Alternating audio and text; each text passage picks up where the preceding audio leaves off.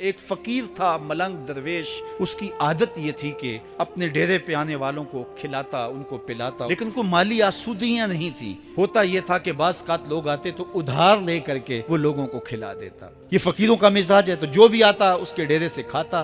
وقت آخر آ گیا، جن لوگوں نے ادھار دیا تھا وہ سارے تقاضا کرنے آ گئے۔ اب بابا جی کو کیا فکر لاحق ہے کہ یہ میرے مہمان اور میں ان کو کچھ پیش کرنے کی صلاحیت نہیں رکھتا۔ ایک بچہ تھا، وہ کچھ سامان بیچ رہا تھا، پتیسا بیچ رہا تھا یا کوئی اور چیز بیچ رہا تھا۔ کہا تم بیچ رہے ہو تو میرے مہمانوں کو کھلا دو۔ تو سارا ان مہمانوں کو کھلا دیا گیا، اور اس کے بعد کہا بابا جی پیسے؟ کہا تم بیٹھ جاؤ، جب ان کو ملیں گے تو تجھے بھی مل جائیں گے۔ وہ بیٹھ گیا، 2 4 10 منٹ بیٹھا تو بچہ تھا، پھر کھڑا ہو گیا، بابا جی پیسے؟ میری ماں میرا انتظار کر رہی ہے، ہمارے گھر کا چولہا اسی سے جلتا ہے، میں یہ پیسے لے کر جاؤں گا اور ہم شام کا گھر کا کوئی سلسلہ کریں گے۔ کہا بیٹا جب ان کو ملے گا تو تجھے بھی مل جائے گا۔ بچے نے رونا شروع کر دیا۔ یتیم بچہ تھا، اس کا سارا آسرا یہی تھا۔ جب بچہ رویا اللہ کی رحمت کو جوش آیا۔ کوئی مرید نذرانہ لے کے ان بزرگوں کے پاس آ گیا، وہ اتنے پیسے تھے کہ اس بچے کو بھی دیے، جتنے لوگ آئے تھے سب کا قرض چکایا۔ کہا جاؤ گھروں کو۔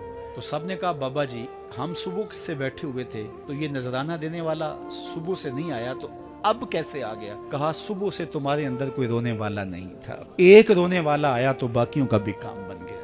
بعض اوقات کسی ایک شخص کی وجہ سے باقیوں کی خطائیں بھی معاف ہوتی ہیں۔